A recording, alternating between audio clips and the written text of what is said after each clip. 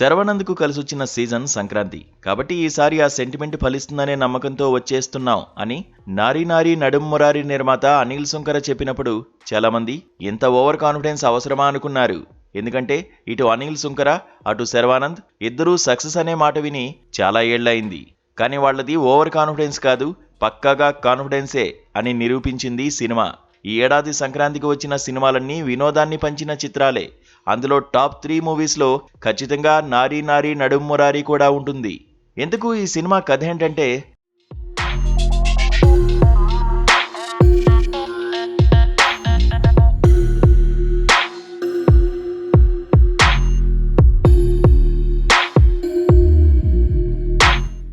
కేరళలో పక్క ఇళ్లలో ఉండే గౌతమ్ నిత్య ప్రేమలో పడతారు.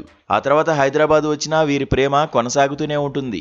పెద్దలను ఒప్పించి పెళ్లి చేసుకోవాలనుకుంటున్న సమయంలో గౌతమ్ తండ్రి కార్తీక్ చేసిన ఓ వ్యవహారం వీళ్ల పెళ్లికి అవరోధంగా మారుతుంది. కార్తీక్ రెండో పెళ్లి చేసుకోవడంతో గౌతమ్కు తన కూతురునిచ్చి పెళ్లి చేయడానికి మొదట నిరాకరించిన నిత్య తండ్రి చివరకు రిజిస్టర్ మ్యారేజ్కు అంగీకరిస్తాడు. అయితే అక్కడ గౌతమ్కు చొక్కెదురవుతుంది. ఈసారి గౌతమ్కు అతని గత జీవిత భాగస్వామి దియాతో జరిపిన ప్రేమ, పెళ్లి, విడాకులు అడ్డంకిగా మారుతాయి. ఈ సమస్యలను పరిష్కరించుకుని ముందుకెళ్దామనుకుంటే దియానే వీరిద్దరూ పనిచేసే ఆఫీసులో టీం లీడర్గా ఎంట్రీ ఇస్తుంది. దాంతో ఈ ఇద్దరు అతివుల నడుమ గౌతమ్ ఎలా నలిగిపోయాడు అనే దాన్ని దర్శకుడు వీలైనంత వినోదాత్మకంగా చెప్పే ప్రయత్నం చేశాడు.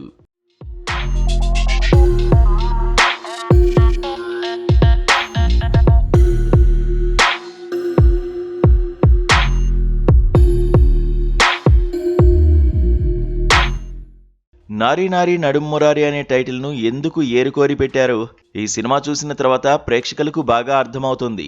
గత కాలపు అనుభవాలు ఎలా మనిషి కొత్త జీవితాన్ని ప్రారంభించాలనుకున్నప్పుడు అవరోధమవుతాయో దర్శకుడు రామ్ అబ్బరాజు అద్భుతంగా తెర మీద చూపించాడు.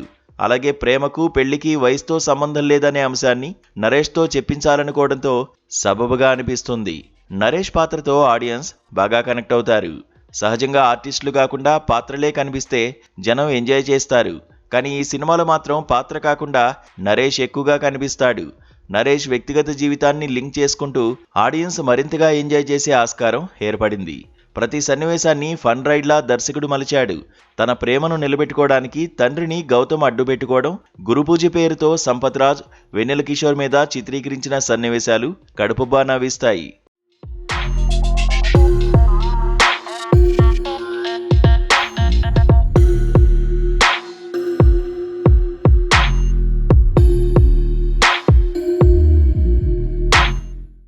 బేసికల్గా రైటర్ అయిన రామ్ అబ్బరాజు సామాజ వర్గమనతో దర్శకుడయ్యాడు.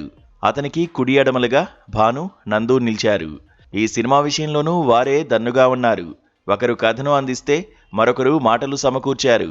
ఈ ముగ్గురి కాంబినేషన్లో ఒక నాన్ స్టాప్ ఫన్ రైడ్ను ప్రేక్షకులు ఆస్వాదిస్తారు. సినిమా ఎప్పుడు మొదలై ఎప్పుడైపోయిందో కూడా తెలియనంత వేగంగా సన్నివేశాలన్నీ చకచకా సాగిపోయాయి.